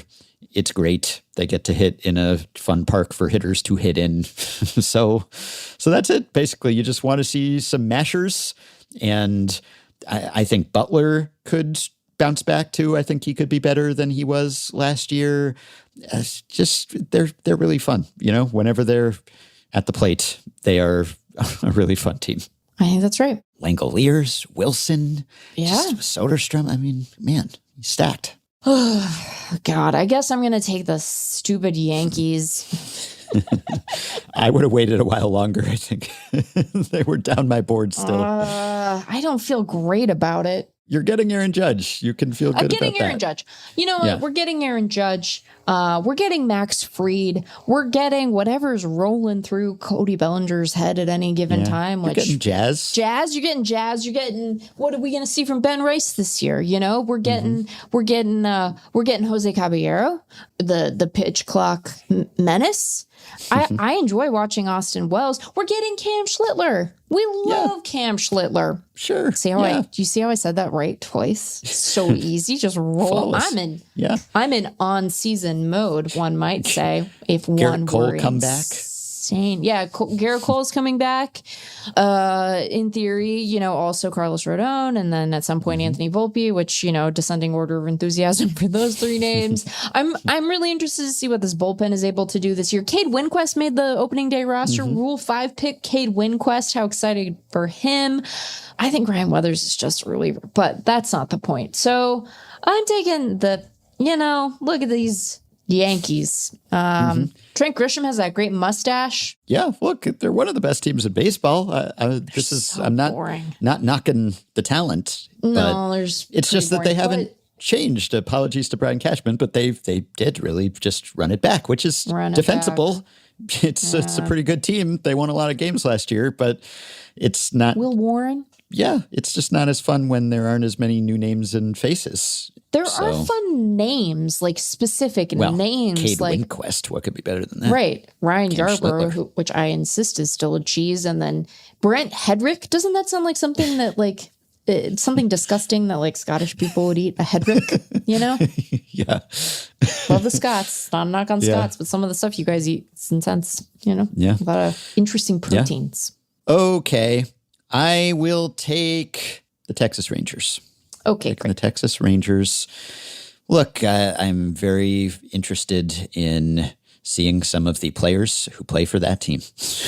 And therefore, we don't have to belabor it. This is we don't have to name names. We gotta go. We gotta make name Rangers. Look, the Mackenzie Gore trade. Sure, nice pickup for them. If he could pitch like he pitches for part of the season, for the whole season, then that would be great. They're kind of in that Pirates position of maybe on the bubble. Like they're very close to 50-50 playoff odds. Could go either way. Wyatt Langford, just very excited to see Wyatt Langford. He could be great. And also just like, what do they have in all those other guys who've been hurt and off and on, and Evan Carter and Josh Young, and hopefully Corey Seager is good and healthy again for as long as he ever is. And look, you've got Jacob deGrom. So that's a strong start. Nathan Eovaldi, just those guys still getting after it. And the Vandy boys. And those Vandy boys. Yeah. So there's a lot there. Sure. I think that like Langford, I was talking about this with someone today, you know, concern coming up, like, can you even be a left fielder? Now he might just be a good center fielder. That's a funny, that's a wild, cool trajectory. Yeah. And the less said about the ownership group, the better. Okay. So it's my turn now. I'm taking the Padres. We haven't taken the Padres off the board. It doesn't matter. I'm regretting my Yankees pick. I regret. It doesn't matter. I think that this team is less good than they used to be, but in a way that has made people sort of sleep on the ways in which they are good. And I think that, you know, Tatis is like still really excellent. I'm excited for Jackson Merrill to have the opportunity to like rebound in his junior season. Manny Machado is not the defender he once was, but he's still pretty good out there and he's great at the plate. I think that they have competent catching, which is so exciting. Oh, wow. Nick Castellanos is on this team. That's so funny. And then, you know, the pitching is so interesting because that bullpen is so fearsome. Best bullpen in baseball by our projections, and not just because of Mason Miller, although a lot of it is because of Mason Miller, but they are just like very stout, really good group. And then like shaky and potentially bad, but maybe also good rotation. I don't know. Yeah. No one could say. I almost mentioned the Michael King signing as an offseason signing that I liked. I know he's gotten pounded this spring. Yeah, he doesn't look good in the spring. Yeah. He's looked pretty bad. The Padres, they feel a little less fun. The sum of the fun feels a little less than its parts. Yeah. I mangled that saying, but you know what I'm going for there. Yeah, they have a lot of individual fun guys, and AJ Preller's going to make things entertaining in one way or another. But they're just a little less good than they've been before, and they've underachieved in some respects. So, but yeah, at this stage of the draft, good pick. Okay. Good pick. Great. I am taking the Cincinnati Reds. Yes. Yeah. I remember them, and they're fun, and this is probably the most fun they've been for a while. And obviously the fun starts with Ellie, who is one of the most fun. He's on the short list of most fun major leaguers. And if he's healthy, you know, he wasn't his usual self when he was dealing with the injuries late last year. But prior to that, he was his usual self, and he was wonderful. And I assume if he's healthy, he's just going to play like that all year, and he will be a super duper star. And then Matt McClain has looked great this spring. And then you've got Marte, and you've got that incredible rotation, which is diminished by Hunter Green's absence, of course, but then, hey, make way for Chase Burns and just all those other great guys. So just the rotation alone plus Ellie, I think, at this stage of the draft, like, that's a solid pick. Okay, I'm going to take the Brewers. Yeah. I'm taking the Miz. I'm taking a bunch of fast guys. They have so many fast guys, Ben. They just got a bunch of speedy little dudes. I think Bryce Strang is a really good baseball player, and I think he's going to take an additional leap this year. I think Contreras is fantastic. I'm really fascinated to see, like, what does year 2 of Andrew Vaughn in Milwaukee look like. I think that, like, they are going to maximize Sprout in a way that will probably be really cool. They continue to, like, play on hard mode, and they have some guys hurt who they could sure use. But I also think that, like, there's stuff here that's a lot of fun. There are guys here who are really fun, and some of the things that they have leaned into from a sort of roster aesthetic perspective, I'm glad to have a, like, good representation of in the game. What is Churio going to be this year? You know? Yeah. Inquiring minds want to know. So, yeah, I'm taking the Brewers. Okay, good one.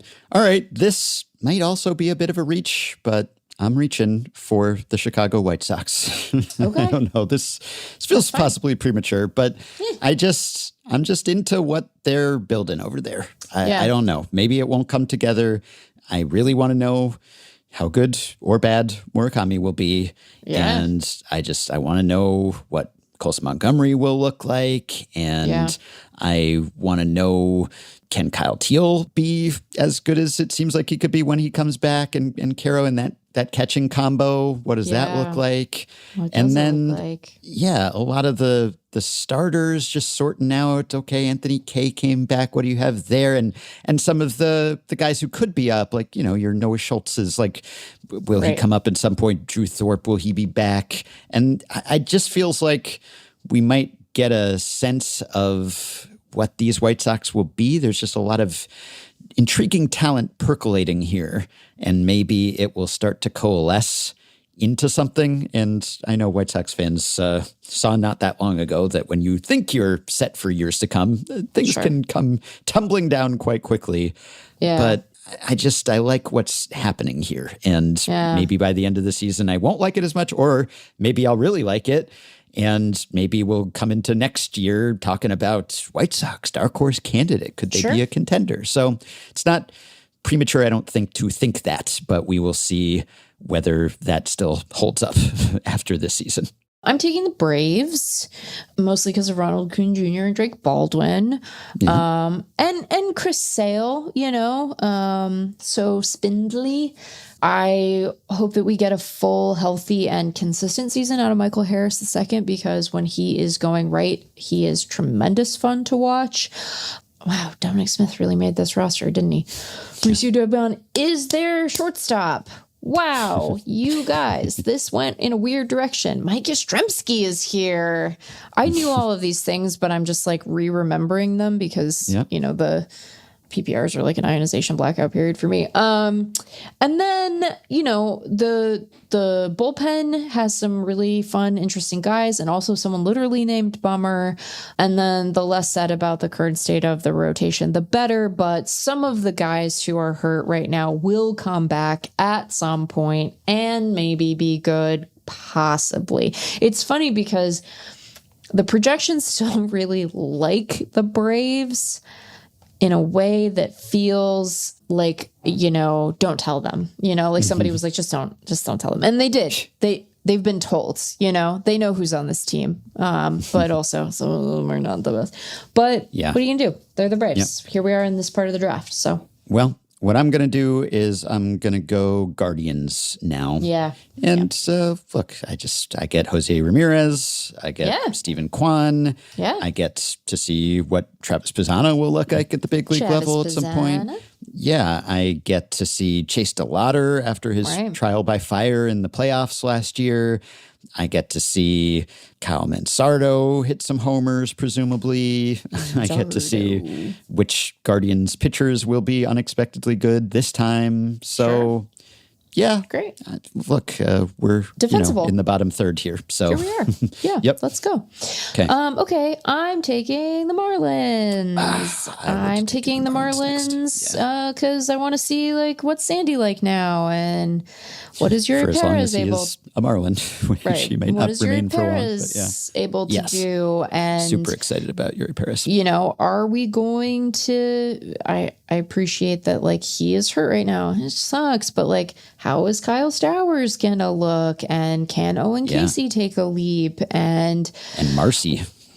Right. What's Jacob Marcy going to be? Jacob Marcy sounds like such a spooky name to me. It makes me super happy. And then, they have a bunch of guys where, like, what are you actually going to get out of Otto Lopez? Like, can he take another step forward? I think he probably maybe can. And can Connor Norby figure it out? And Will Augustine, how many pitches is he going to call? How many? Yeah, that's why I couldn't take the Marlins. My moral objection. Well, what am I going to do right now? Being patient zero in the pitch calling from the dugout epidemic. But yeah, they got a guy named Junk on the roster. They got Jansen Junk. So Marlins. Maybe you see some Robbie Snelling and Thomas White at some point, perhaps. I think probably you will after the deadline at the very least. Yeah, this is another one like the White Sox where you might hope to start to see what they're building here and what kind of core they can assemble. Okay.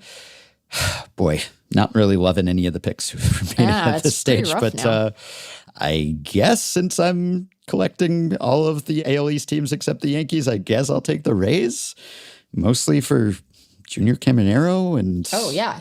To be clear, good reason. Yeah, and maybe that's the only reason I need at this stage. But it's just I don't really know who's on the Rays right now. It's just really even more so than usual. Yeah. I know I'm supposed to be a professional, but they've made it really difficult this offseason. Just so much movement, and what did it all signify? And so, yeah, even more so, they're just really raising it up with the kind of not having identifiable guys. But Caminero, Yandy Diaz, got some good pitchers. Sure. Yeah. Race. And then they get to go back to the Jonathan Aranda. Jonathan Aranda's good. They get to return to the Trop. So that's nice for them. Carson Williams is on the scene. Can he figure? Okay. Mm-hmm. You're like, I know that you edited the PPRs, Meg. No one's doubting that you actually did it. You know who was on. Showing off your Rays roster knowledge. Knowing about the Rays. What a good party trick. Okay. I guess I'm going to take the Giants. All right. I'm going to take the Giants because Logan Webb is great and terrific fun to watch. I like Willie Adames. Feel like he figures stuff out. I like Matt Chapman. I will eventually enjoy Bryce Eldridge because he's 27,000 feet tall, but is going to AAA. I want to see how long it takes Patrick Bailey to throw something at his manager if he tries to call pitches from the dugout. They walked that back. Did you see that? He was I did see that. Yes. Yeah. It's like, they were like, hey, my boss is Buster Posey, and also I have Patrick Bailey. Maybe this is not the time to try this. Yeah. What am I doing? But yes, the Tony Vitello experience, that alone I think is a good reason. Yeah. It's going to be something, What's it going to be? Don't know yet. They still have, I think, one of the better uniforms in baseball. Love the classic cream, beautiful ballpark. Yep. Okay. I'll take the Cardinals. I don't think the Cardinals are going to be a good baseball team in 2026, but they do have some extremely watchable players. They do. They got J.J. Weatherholt. He's on the opening day roster. They've got Mason Wynn. Yep. And they've got Victor Scott II. Speed, defense, right? And then a lot of guys who are, okay, we really got to put up or shut up. We got to know what you are now. Lars Nootbaar, Nolan Gorman, Alec Burleson, Jordan Walker. So there's a lot of guys in that category of, okay, we really have to figure out what we have or not have them anymore. But I think even though they're bad, they at least feel like they're moving in the right direction or a direction now. Yeah. They've ripped the Band-Aid off. They're remaking this roster. It's Chaim Bloom's team to run. And the pitching I think is going to be pretty rough, but Matthew Liberatore might be pretty good.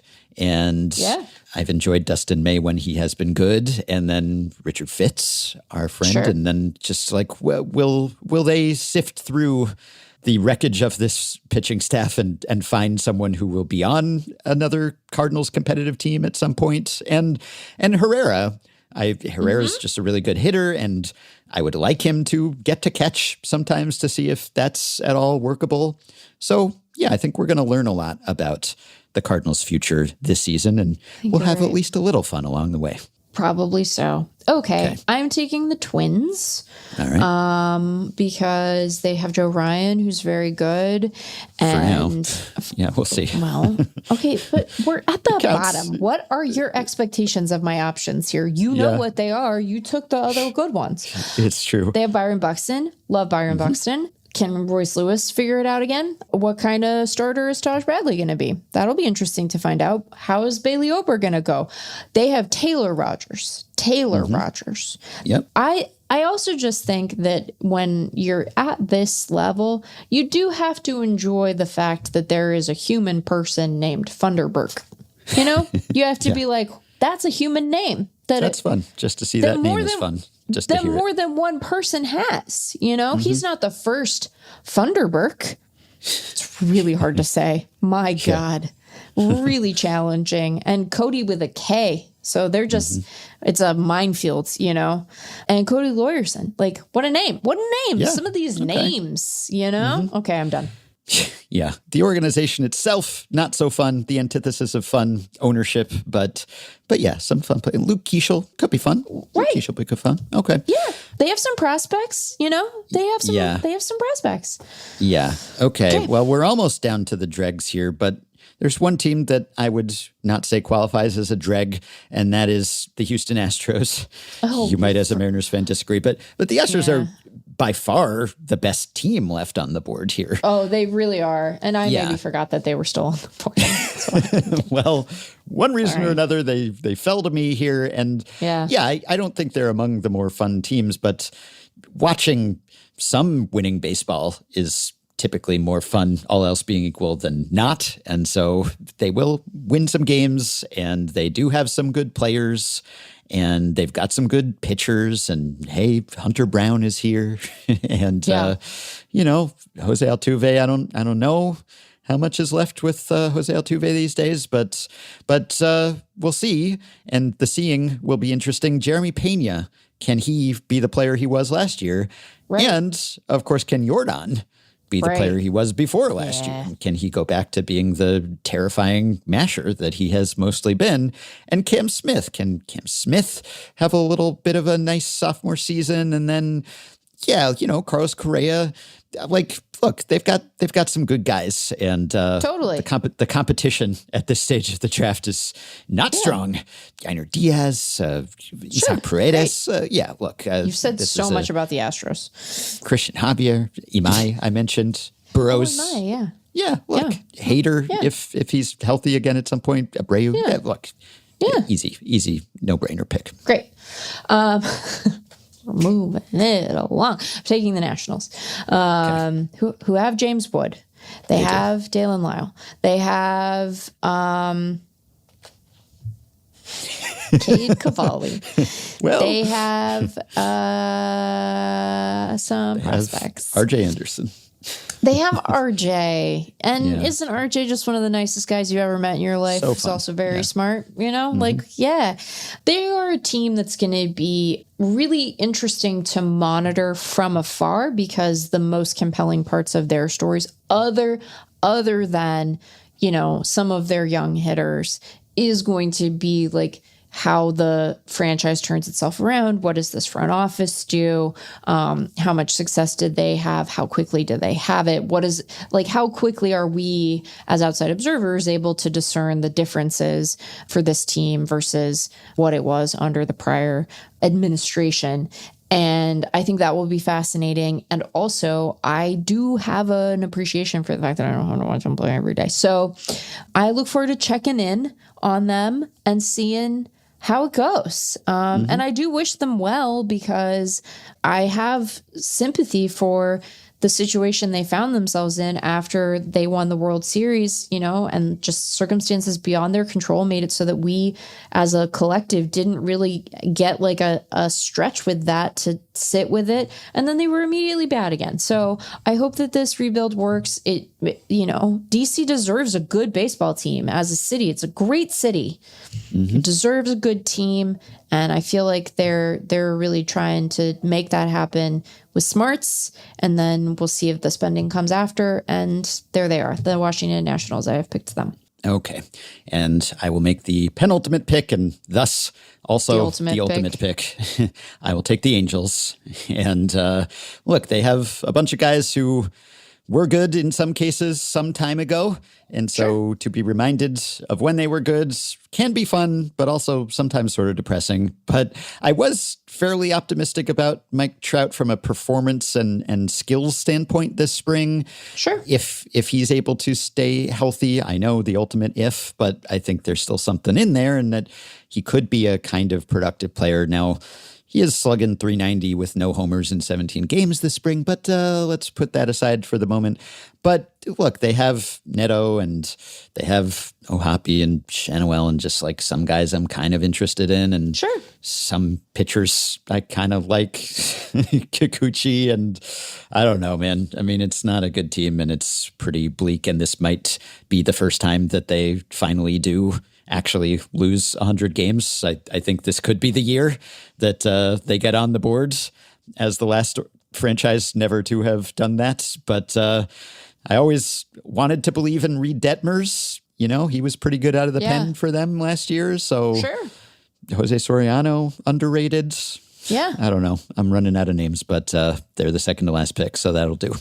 Joe Adell. That means Joe Adell, sure. Yep, yelling names. We're at the yelling names section of this draft, which means that I have the Colorado Rockies, who have a beautiful ballpark. They have a Victor on their roster. We love a Victor Vodnik. They have a good man, Hunter Goodman. Yeah. TJ Rumfield made this roster. How about that? I hope that Jake McCarthy goes back to using, oh God, what was his walk-up song in Arizona that made me so happy? Anyway, it doesn't matter. They have a great ballpark, but also another team sort of like the Nationals where you were just like, this is a new attempt at, we have a new set of organizing principles here. Like, we should use numbers and also try to view the ballpark as an advantage, one that we can sort of build our roster around, and that'll be good. So they're trying to do that, and that's cool. Yeah. Seeing whether we can discern some signs of a new, different Rockies. He used Brain Stew. He used Brain Stew as his walk-up music. Okay. And I enjoyed that. I was like, are you old enough to remember this song? Like, how did you find your way to Brain Stew? Well, hey, a lot of the music I listened to predated my existence. I guess that's true. Identify. All right, we did it. The fun. Okay. It's been drafted, all of it. There's none left. Yeah. We've drafted all the fun. Rockies, they have a Victor with a K. Will they have Victors with C's? Probably not that often, but they're bringing up the rear. Okay, well, Victor Vodnik doesn't have a K in his first name. He has a C. Why did I think? Well, at the end of Vodnik, there's a K. Well, yeah, Victor, I guess I got it's confused a C. with my K's and C's. Yeah. Okay. Yeah, well, Victor Vodnik. He'll probably be a Victor at some point this season. Maybe they'll be Victors a little more often than they were last year. Yeah. I don't know. Not that much more often, but a bit. It's a process. At least. It's a process. Yeah. Okay, so that's our team fun draft. Let us know if you disagree strenuously with any of our fun ratings here. And I'm now not it's trying time to for insult Scottish people, to be clear. No, of course not. And they just eat haggis, so it's they do. Yeah, Yeah. Hedrick. Well, now we will have some fun and watch opening night. And we will get to see the Giants' curse / streak be broken. Not the Willie Adames hitting 30 homers to have a 30-homer hitter for the first time since Barry Bonds, but a left fielder, Elliot Ramos, back-to-back opening days. So that streak finally over after 19 years. I almost wish they'd gone one more, Just don't look at his defensive metrics from last year, and you're going to feel real good about it. Doesn't matter if he's good out there, just matters where he's penciled in the lineup. It counts. Yep. It ends the streak of 19 consecutive seasons with a different left fielder on every opening day. But now they're tied for the all-time lead with the 1937 to 55 Browns, also in left field, 19. It's like, if you're going to go 19 years, just go for the records. Just go for 20, But I don't know. Maybe they didn't want that distinction. So now, as Sarah Langs pointed out, the Giants left fielder streak is over, but Cleveland now has a different right fielder for 15 straight seasons. And that feels pretty on brand for them, given how unproductive their outfields have tended to be. But yeah, I remember doing a stat blast. I think it was about the Giants left fielder streak just years and years and years ago before it became a big thing. But now it is. So they have snapped both of those curses. I guess that's good. And speaking of streaks ending, I guess we should note that the next time this podcast is back in your feeds, it will be a partial preview for non-Patreon subscribers. So we will be recording again on Friday. We don't know what we'll be talking about, but presumably baseball of some sort. And if you are a Patreon supporter by then you will get that episode in your podcast catcher. And if not, then you'll still see what we are talking about and you'll be able to hear the beginning of it. But that will be reserved for subscribers, the full episode. So, I guess that our streak of producing only unpaywalled regular episodes was not quite as long as the Giants' streak of having a different opening day left fielder every season, but close.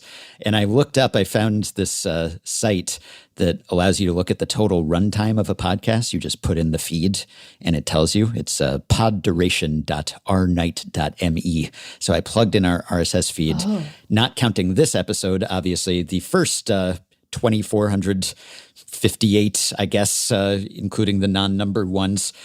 Total of 1,992 hours, which is 83 solid days of Effectively Wild. Yeah, which that's a lot of time. But given how many years of my life that has been, it sounds like not a lot. It's like only 2 months of my past 14 years or whatever it is. Yeah, merely. But, that's if you marathoned that, not sleeping in honor of me for 2 months, then you could, probably, but you could consume the entirety of the Effectively Wild back catalog. Anyway, just saying, we've made a lot of episodes. There are a lot of episodes out there that will be free for you forever, and we're still making 2 lengthy free ones a week. We do hope that as many of you as can swing it will join us for that third one, of course. And one way or another, we will be back with much more Effectively Wild soon. Okay, well, opening night, not the best game, not the best broadcast, a 7-0 Yankees win. I was wondering, after all the ABS buildup, when are we going to see the challenge system? Maybe there just wouldn't be any challenges. Maybe home plate umpire Bill Miller would be perfect, would say, not today, not on my watch. And you know what? Pretty close. There was but one challenge in the 4th inning by Jose Caballero, and the call was confirmed. So Caballero makes the history as the first challenger, but does not make history as the first to have a call changed. It's funny, Willie Adames didn't challenge, but I saw the other day, the Giants were playing an exhibition game against a Mexican League team, and the catcher challenged on a ball call on a pitch that was pretty clearly outside, and Willie Adames at least pantomimed being upset about it. He was gesticulating. He was saying, well, you're challenging that, come on. He actually looked upset. And I was thinking, wow, my bold prediction about how the challenge system is going to spark some sort of benches clearing situation, it might come true before spring training is over. This is getting heated. And in fact, after the ball call was confirmed, Adames bonked the catcher on the helmet with his bat. And then I think after the next pitch, gestured mockingly as if to say, oh, you want to challenge that one too? But this was not, I believe, actually bad blood. The catcher was Omar Narvaez, who had been Adames' teammate in Milwaukee. So I think this was all in good fun. But it did make me even more confident that at some point the challenge system would engender bad blood between teams. Anyway, look out for our next episode in your personal private Patreon feed. If you have one, if you are a supporter, you find a unique code in your settings, you plug it into your podcast app, it will start delivering to you all of our episodes, paid and free alike. You should get instructions to do that in the welcome note when you sign up, but I will also link to those instructions in the post for this episode. And if you're listening to this before first pitch on Thursday, remember that you can still participate in our preseason predictions game. Go to ewstats.com. And we hope that you will support the podcast on Patreon by going to patreon.com/effectivelywild and signing up to pledge some monthly or yearly amount to help keep the podcast going, help us stay ad-free, and get yourself access to some perks, including the full next episode, as have the following 5 listeners: Nicholas Wolf, Corey Silvis, Garrett Snyder, Greg Tracy, and Ryan Harrison. Thanks to all of you. Patreon perks include the aforementioned weekly subscriber-only episode, monthly bonus episodes, in-season and playoff live streams, access to our Discord group for Patreon supporters, shout-outs at the end of episodes, personalized messages, prioritized email answers, potential podcast appearances, ad-free FanGraphs memberships, and more. Check out all the offerings at patreon.com/effectivelywild. If you are a Patreon supporter, you can message us through the Patreon site. If not, you can send your questions, comments, intro and outro themes to podcast@fangraphs.com. You can rate, review, and subscribe to Effectively Wild on Apple Podcasts, Spotify, YouTube Music, and other podcast platforms. You can join our Facebook group at facebook.com/group/effectivelywild. You can find the Effectively Wild subreddit at r/effectivelywild. And you can check the show notes in the podcast post at FanGraphs or in the episode description in your podcast app for links to the stories and stats we cited today. Thanks to Shane McKeon for his editing and production assistance. We will be back with one more subscriber-only episode before the end of the week. We hope to talk to you then. #1 FanGraphs baseball podcast. The StatCast is Stat Blast. TOPS Plus when the stats need contrast. Zips and steamer for the forecast. Coming in hot, big boss on a hovercraft. No notes, minor league free agent draft. Burn the ships, flames jumping for a nav. Cow FEMA, boning on the bat shaft. Megan's on the buck beat, never say a hot seat. Games are always better with the pivot table spreadsheet. No ads, subscribers will support us. Vroom, vroom, fast on your slog to rigor mortis.